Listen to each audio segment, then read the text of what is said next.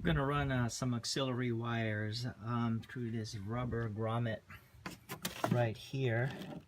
Poke a hole in there and run this. I just bought a trailer wires for 4 wires in here, and the idea is I'll run a maybe a cigarette lighter hot wired to my car battery, and the other thing is probably going to install an auxiliary fog lights or driving lights. So the more wires I run through it now, I don't have to redo it again. If I need to add some accessories onto it, needing juice from the engine bay, again from the battery. So again, the point of entry will be right here. It's going to be right next to the battery, so I'll just tuck the wires in here, and the battery is exactly right here, so it'll be good. So I'll go ahead and slice a little bit, or put a slit of a hole in there, and run this just trailer wires, and it'll just clearly mark it which one's hot, which one is the it's going to be going through the accessories.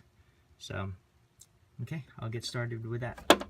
There's a very small hole in there. Again, it's just a slit, but you can see it's pretty tight in there. So once I give it enough slack in there and connect the things I need to do on the battery, I'll go ahead and probably put some silicone in there, pliable silicone, so water will not get in. So I'll go in the cabin, see where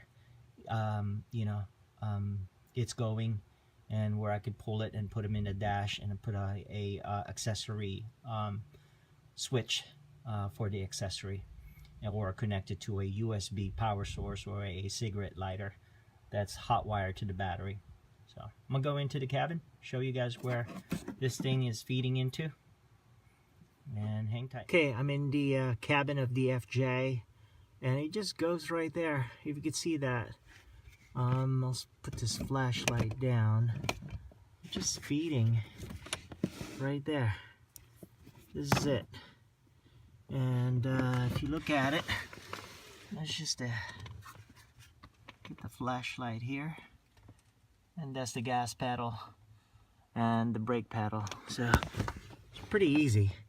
Once you get through the firewall, get that slit, just push the wire through, and it'll feed all the way inside the cabin. And that's how you feed electrical leads. And again, I'm going to connect it home run to the battery, add a fuse line into it, online or inline fuse, so for whatever accessories I'm connecting, it'll be protected from surge and overload. And that's it. So good luck. I'm not gonna go cover how to install a switch, but I just want to show how to run the wires from the engine bay through the firewall all the way to the cabin. And that is it.